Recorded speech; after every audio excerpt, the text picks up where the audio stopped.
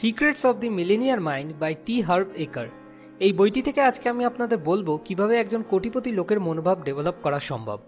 একটা রিসার্চ থেকে জানা গেছে যে সমস্ত লোকেরা লটারি জিতে হঠাৎ বড় লোক হয়ে যায়, কিছু বছর পরই তাদের মধ্যে 80% লোক আবার গরিব হয়ে যায়।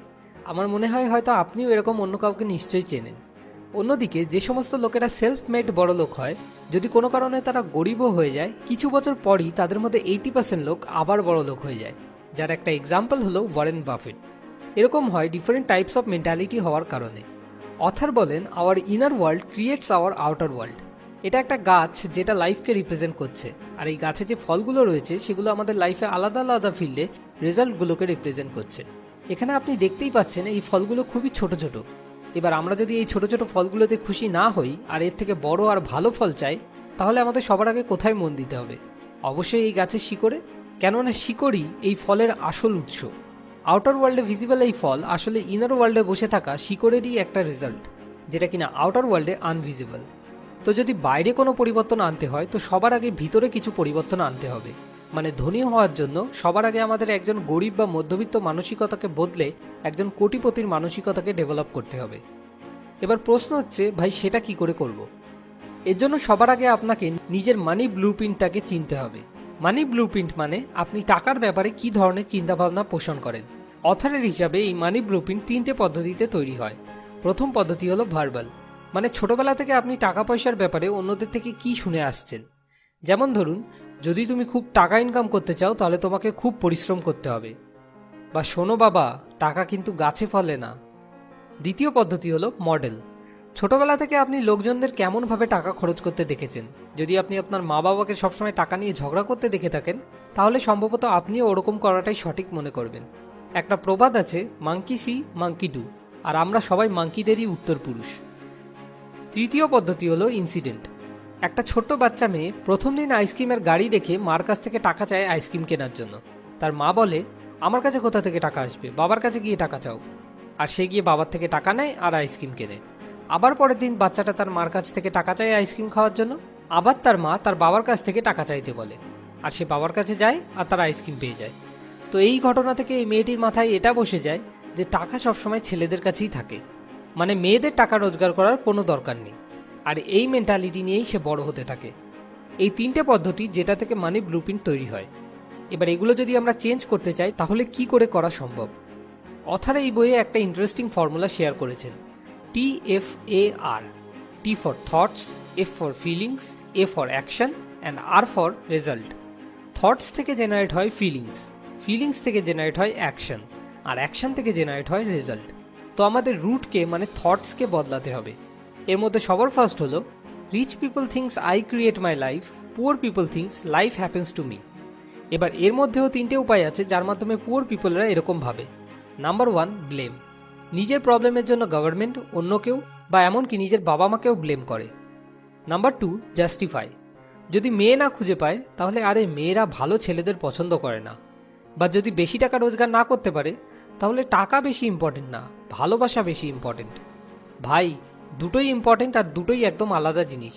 এই দুটোকে কখনো কম্পেয়ার করা যায় না। এটা কিছুটা এরকম হয়ে গেল আপনি সচিনের সাথে নরেন্দ্র মোদীকে কম্পেয়ার করতে চাইছেন। Number 3, complain. এই ইউনিভার্সে what you focus on expand. আর যখনই আপনি কোনো জিনিসকে নিয়ে কমপ্লেন করতে থাকেন, তখন আপনার ফোকাস সবসময় প্রবলেমসের উপর থাকে।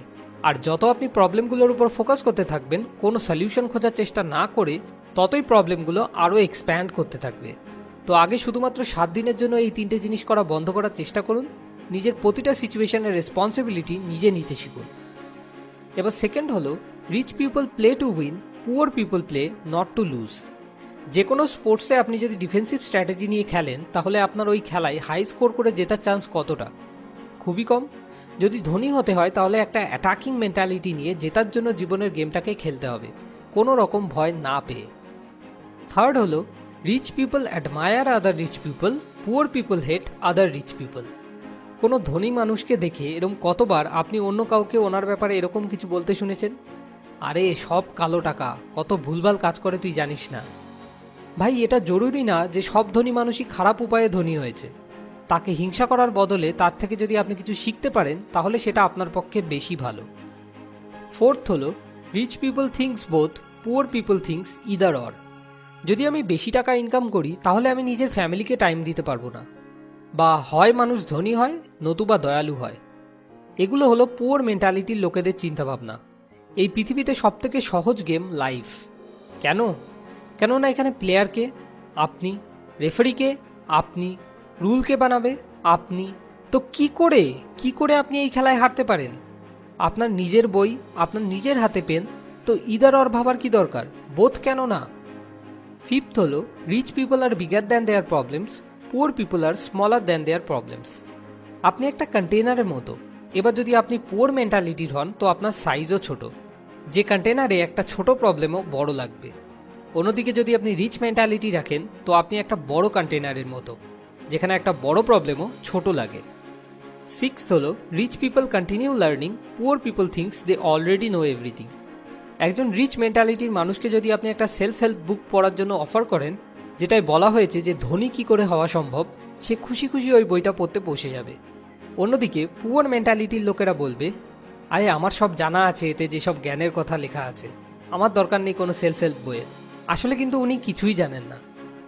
সেভেন্থ অ্যান্ড লাস্ট হলো, rich people act in spite of fear, poor people let fear to stop them. কেননা পুয়ার পিপলরা আনকমফোর্টেবল হতে ভয় পায়।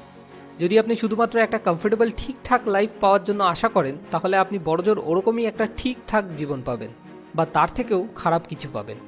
কমফোর্টেবল থাকা টার্গেট করে কখনো ধনী হওয়া সম্ভব না, কিন্তু আপনি যদি ধনী হওয়ার টার্গেট করেন তো চান্স আছে যে আপনি কমফোর্টেবল জীবন পেতে পারেন। এটা কিছুটা এরকম, যদি আপনি চাঁদকে টার্গেট করে শ্যুট করেন তো অ্যাটলিস্ট সেটা সিলিং অবধি তো পৌঁছাবেই, কিন্তু যদি আপনি সিলিংকে টার্গেট করে শ্যুট করেন তো হয়তো সেটা সেই অবধিও পৌঁছাতে না পারে। So get uncomfortable if you want to be rich and comfortable. সবশেষে আপনার কাছে একটা ছোট্ট অনুরোধ, যদি এই ভিডিও থেকে আপনার নিজের জীবনের কোনো সমস্যার সমাধান খুঁজে পেতে সত্যি এতটুকুও কোনো সাহায্য হয়ে থাকে, তাহলে অবশ্যই এই ভিডিওটাকে শেয়ার করুন, কারণ শেয়ার করে আপনি নিজে আপনার কোনো বন্ধু বা বান্ধবীর জীবন বদলে দিতে সাহায্য করতে পারেন। যতগুলো লাইক আসবে আমি বুঝবো ততজনকে আমি একটু হলেও সাহায্য করতে পেরেছি।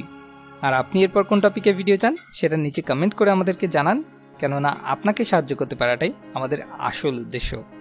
পরের ভিডিও পরের সপ্তাহে আমরা যখনই এরকম কোনো নতুন ভিডিও আপলোড করব তার নোটিফিকেশন পাওয়ার জন্য সাবস্ক্রাইব বাটনে ক্লিক করার পর পাশে আসা বেল আইকনে ক্লিক করে আমাদের সঙ্গে কানেক্টেড থাকুন। মোর উইজডম, মোর সলিউশন, বেটার লাইফ।